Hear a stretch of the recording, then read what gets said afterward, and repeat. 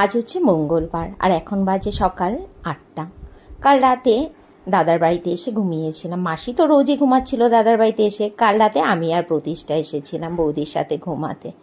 ঘুম থেকে উঠে ফ্রেশ হয়ে নিয়েছি। বৌদি এদিকে চা করছে, চা আর প্রজাপতি বিস্কিট। বৌদি জানে আমি প্রজাপতি বিস্কিট খেতে খুব ভালোবাসি, দোকান থেকে প্যাকেট প্যাকেট প্রজাপতি বিস্কিট নিয়ে আসে। সকালের ভিডিও আর কিচ্ছু তোমাদের সাথে শেয়ার করতে পারিনি, সোজা চলে এলাম দুপুরবেলাতে। দুপুরের মেনুতে ছিল ছেঁচড়া, উচ্ছে আলু ভাজা, ডাল, কাতলা মাছ, বেগুনি, চিকেন, চাটনি আর পায়েস।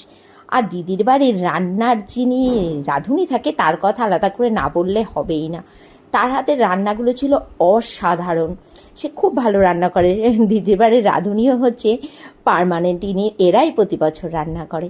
আর এখন প্রায় দুপুর 2টো মতো বাজে, আর আমি চলে এলাম খাবার দাবার দেওয়ার জন্য। দিদি আমাকে এই কাজে লাগিয়ে দিয়েছে যেন আমি বাড়িতে না আসতে পারি। তারপরে এক প্রকার জোর জবরদস্তি করে আমিও খেতে বসে গেলাম। আর এদিকে বৌদি, দিদি আর জামাইবাবু 3জনা মিলে একভাবে কান্নাকাটি করছে ঠাকুরের কাছে, ঠাকুর অঝোরে বৃষ্টি আয়, যেন এরা কেউ না যেতে পারে। সত্যি ওদের ডাকে বোধহয় বৃষ্টি সাড়াও দিয়েছিল জানো। প্রচণ্ড ঝাপা ঝড় আর বৃষ্টিও শুরু হয়ে গেছিল। আমি ঝড় বৃষ্টি মাথায় নিয়েই রেডি হয়ে নিয়েছিলাম। দিদি খুব কাঁদছিল আসার সময়, কিচ্ছুতেই আসতে দেবে না, আর 2টো দিন থেকে যা শুরু করে দিয়েছিল। কিন্তু বলো, আমার তো ঘর সংসার আছে, প্রতিষ্ঠারও পরীক্ষা। অনেক প্রতিশ্রুতি দিয়ে লাস্ট পর্যন্ত সবাইকে বিদায় জানাচ্ছিলাম। দেখো দিদির মুখের দিকে তাকানোই যাচ্ছে না, এত রেগে গেছে। আর মায়ের কাছে বলে আসছিলাম, মা আসছে বছর আবার আসবো, তুমি কিন্তু সবাইকে ভালো রেখো আর তুমিও ভালো থেকো।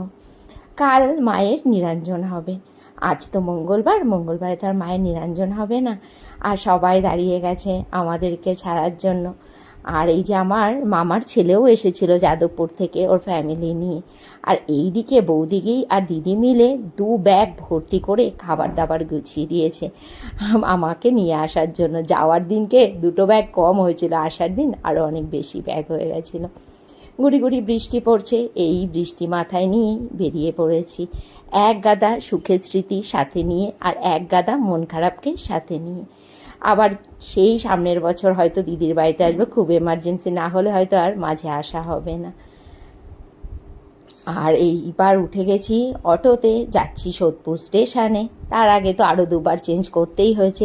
সোদপুর থেকে আমাদের ট্রেন রয়েছে বিকেল 5:17 লেডি স্পেশাল কৃষ্ণনগর মাতৃভূমি, সেটাতে উঠে বসেছি। আর ছেলে ঠিক তারপরে গেদে লোকাল রয়েছে, তাতে উঠে পড়েছে।